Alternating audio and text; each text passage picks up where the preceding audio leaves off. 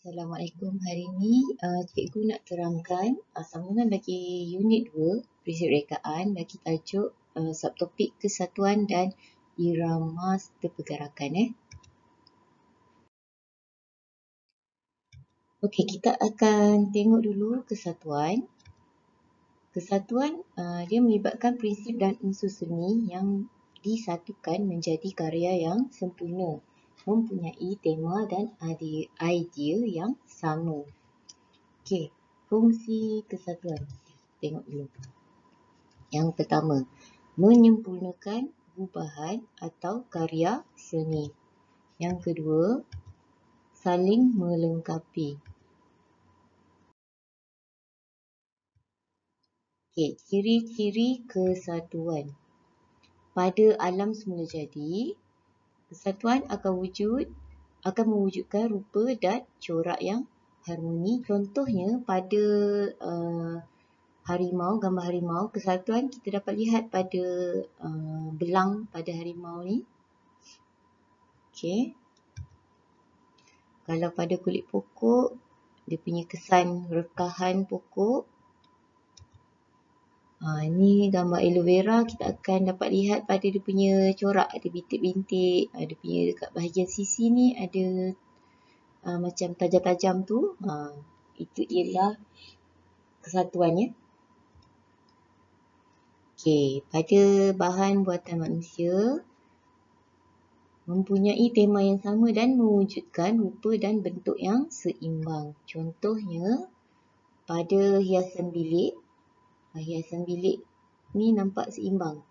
Apa yang seimbang? Contoh dekat sini ada lampu, sebelah sini pun ada lampu. Penggunaan warna dia macam tu.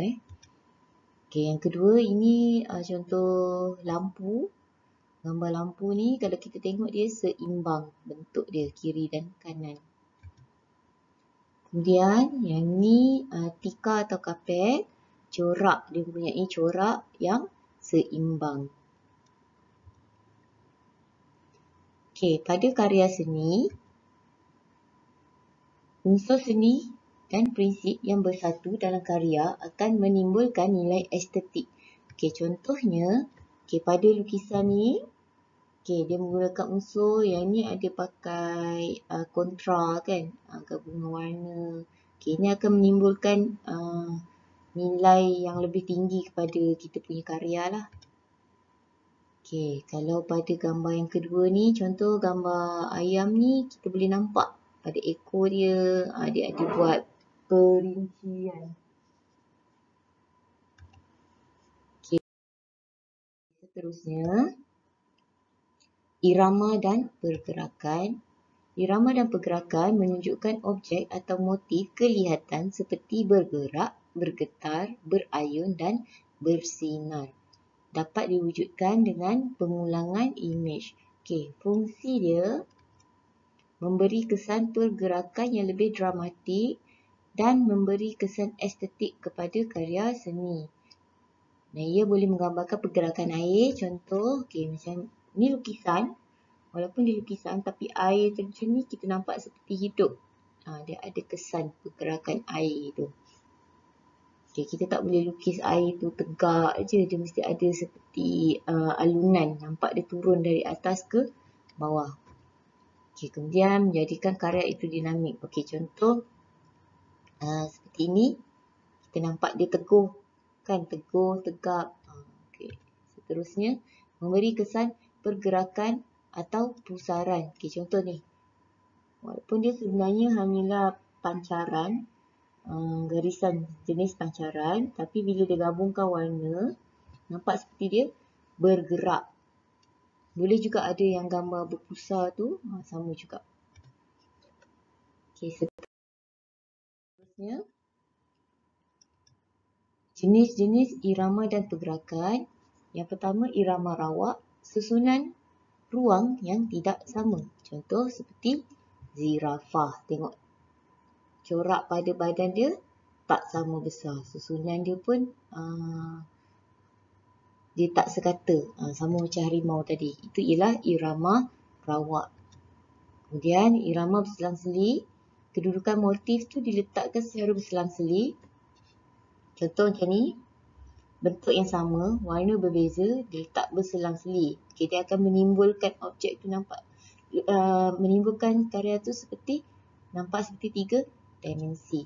Seterusnya irama biasa, bentuk dan ruang yang sama. Okay, yang ini, okay, contohnya macam gambar batik ataupun kain batik. Okay. Biasanya corak dia berulang saja, dia tidak 3 dimensi. Dia tidak seperti ni. Yang ni nampak seperti timbul, yang ni dia tak timbul. Kemudian irama aliran, iaitu kesan garisan yang berulang. Biasanya kita dapat lihat pada padang pasir. Kesan pasir tu dia ada, nampak dia seperti garisan kan. Itu sebenarnya dia terhasil daripada tindakan angin. Kemudian kita ada irama dinamik, iaitu perubahan saiz atau warna yang berlaku kepada sesuatu objek. Okay, contoh gambar batu ni, objek batu. Objek dia batu, saiz dia berbeza, warna pun berbeza. Bila disusun, dia boleh nampak seperti batu tu ada satu pergerakan lah, ada irama tu kat situ. Okey. Ciri-ciri irama dan pergerakan. Pada alam semula jadi, terdapat pada unsur alam seperti kilat dan ombak. Okey. Kilat. Kilat ni dia cahaya kan, tapi kita nampak dia bergerak. Itu kesan dia. Kemudian pada objek buatan manusia, dilihat apabila kipas mainan berpusing. Ni contoh saja. Okey, contoh seperti ni, kipas angin ni bila kita gantung, kita akan nampak dia berpusing. Okey. Tu ciri-ciri dia. Kemudian pada karya seni, boleh dilihat pada pergerakan air terjun. Contoh pada lukisan air terjun ni, nampak air tu turun dari atas ke bawah. Okey. Untuk tugasan minggu ni, cikgu nak awak buat origami. Okey, kita perlukan kertas warna atau kertas majalah atau apa-apa kertas yang bersesuaian, benang dan ranting. Ranting ni kayu yang kecil.